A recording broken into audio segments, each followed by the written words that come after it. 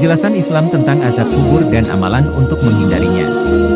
Setiap makhluk hidup yang ada di dunia akan mati, namun tidak ada yang tahu kapan manusia atau makhluk hidup lainnya mati. Kematian adalah rahasia yang hanya Allah Subhanahu wa Ta'ala yang tahu. Tidak ada satupun makhluk hidup di dunia ini yang bisa selamat dari kematian. Yang bisa menyelamatkan manusia dari kematian adalah amal ibadah yang dilakukannya selama hidupnya di dunia. Salah satu yang akan dihadapi oleh manusia yang tidak beriman kepada Allah Subhanahu wa Ta'ala adalah azab kubur.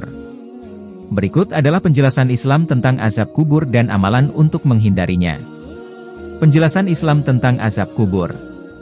Siksa kubur adalah azab yang diterima seseorang sesuai dengan kemaksiatan yang dilakukan. Azab yang dialami di alam barzah ini akan menimpa ruh dan jasad seseorang. Dalam Al-Quran maupun hadits ada beberapa ayat yang menjelaskan mengenai azab kubur, salah satunya adalah surat Ghafir ayat 46 berikut ini. Yang artinya, neraka diperlihatkan kepada mereka, di alam barzah, pada pagi dan petang.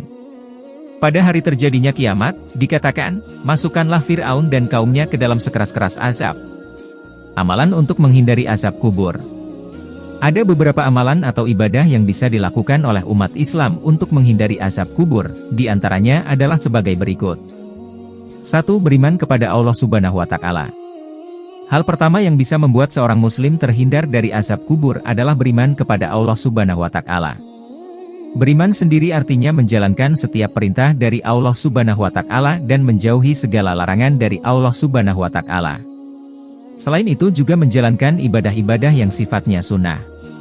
2. Rutin membaca Al-Quran khususnya surat Al-Mulk.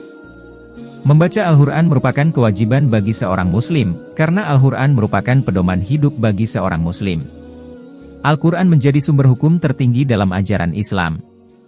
Pahala yang dijanjikan oleh Allah Subhanahu wa Ta'ala kepada mereka yang membaca Al-Quran juga tidak main-main. Salah satu surat yang dianjurkan untuk dibaca adalah surat Al-Mulk. 3. Selalu berdoa kepada Allah Subhanahu wa Ta'ala.